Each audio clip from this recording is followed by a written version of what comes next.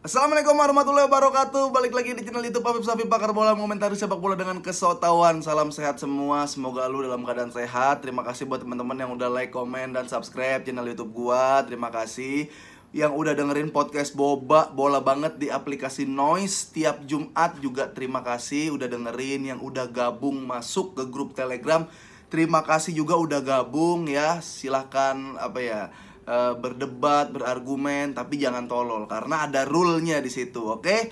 Nah, jadi setiap gua upload, gua akan ngasih link buat menuju ke podcast Boba, ada di deskripsi. Nanti gua kasih linknya di situ, tinggal diklik doang.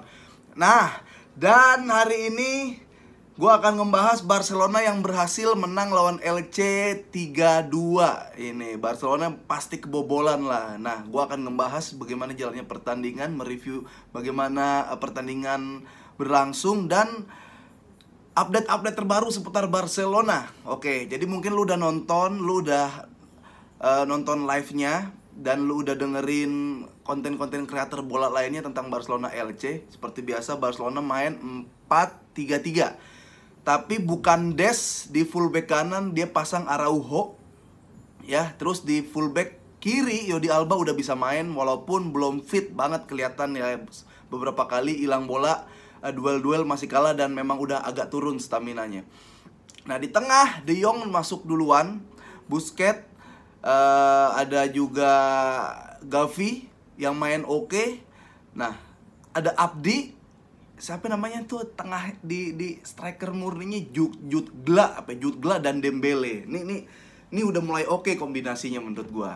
Nah, kita dari belakang dulu. Ini Barcelona kayaknya sekarang tuh nggak mungkin buat nggak kebobolan karena miss-nya parah banget. Eric Garcia sama Araujo kayak dia belum bisa saling nutup gitu. Jadi kalau biasanya kalau Dembele maju, Araujo maju, itu biasa formasi berubah tuh jadi 3 back 3 gitu kan. Garcia agak ke pinggir, Lenglet agak ke pinggir, tengahnya Busquets mundur dikit, Jordi Alba masuk sama Araujo, biasanya kayak gitu. Tapi gue nggak ngeliat pola itu terjadi. Yang ada hanya ketika Araujo naik, Eric Garcia nggak bisa nambel, Eric Garcia lewat, Araujo nggak bisa nambel. Sama Lenglet, lu bisa ngarepin apa sih dari Lenglet nggak bisa diharapin lah menurut gue di belakang. Tapi nah, banyak yang bilang kayak Ter Stegen tuh terlalu gampang kebobolan.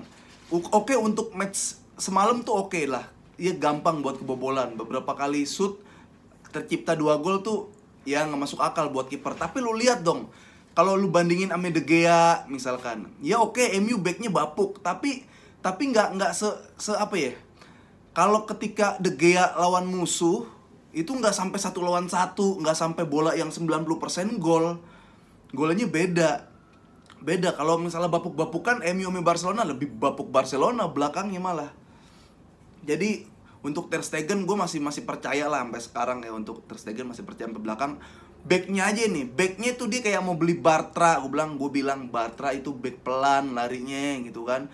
Lu mendingan orang kenceng larinya, bodinya kuat ya, bukan posisi back ditaruh di back tuh di Spanyol, di Liga Spanyol lebih kepake ketimbang lu suruh Eric Garcia lari sampai muntah kuning, lu nyuruh si Lenglet lari sampai pandangannya burem juga nggak bakal kekejar. Kalau ada striker yang larinya kencang dikit aja udah nggak bakal kekejar. Jordi Alba udah pelan, Alves udah nggak mungkin semaksimal maju nutup nggak mungkin. Di belakang nih masih persoalan yang harus diselesaikan oleh Barcelona, oleh Xavi sih. Nah, kita ke tengah.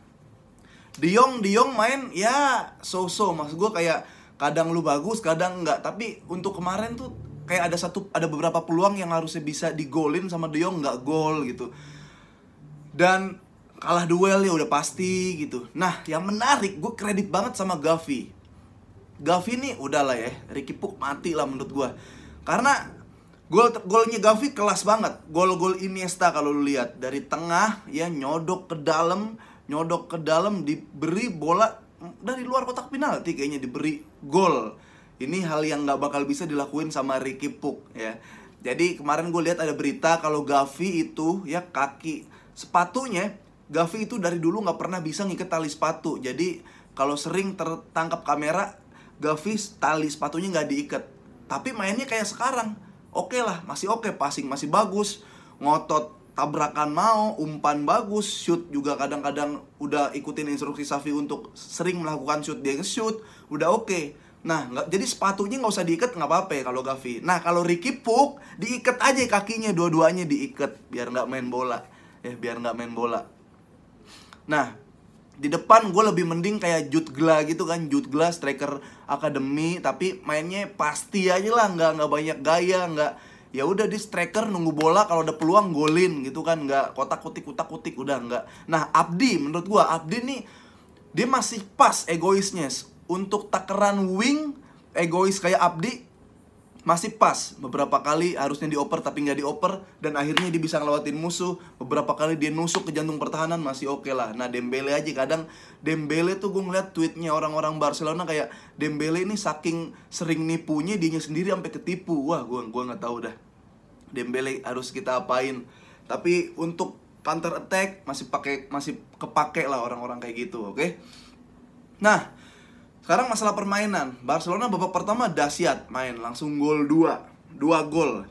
Tapi podcast Boba adminnya nge-tweet gini, Barcelona lawan LC, ya, babak pertama Barcelona akan unggul 2 gol, tapi babak kedua akan di comeback 2-2.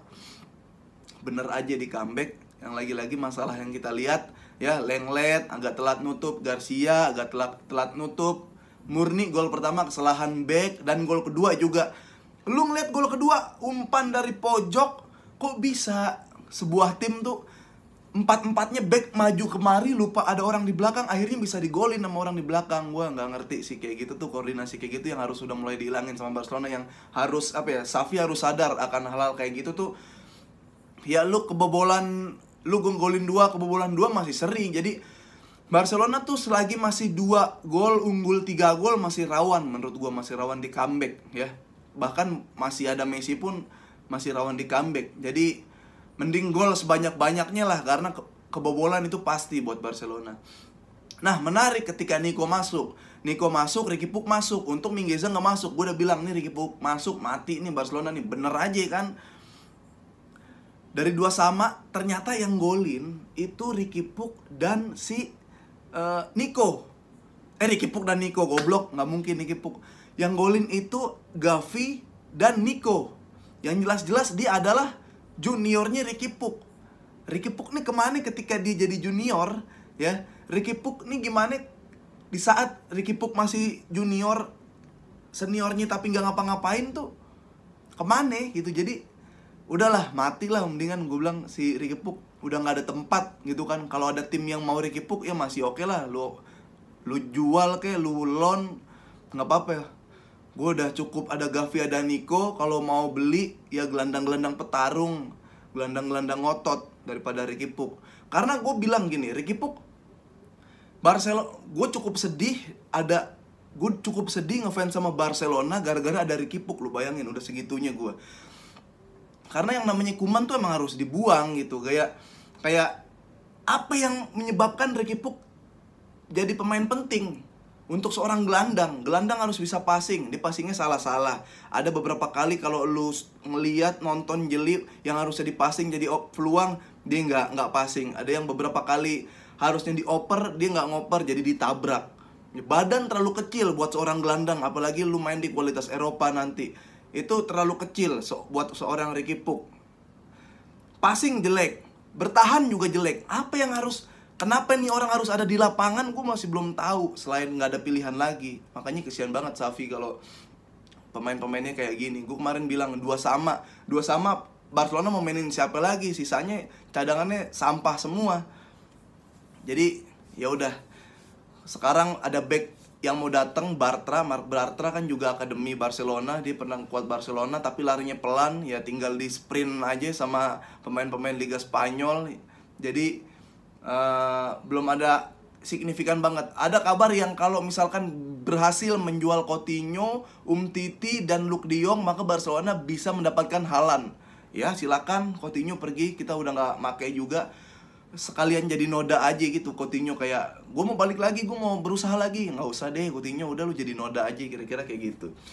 Nah nanti setelah ini gue akan review timnas. Segitu aja dulu Barcelona. Karena lagi proses, namanya klub lagi proses. Kita lihat nanti kedepannya akan seperti apa Xavi Hernandez dan Barcelona. Ya, sampai ketemu lagi di Pakar Bola, mengomentari sepak bola dengan kesotawan.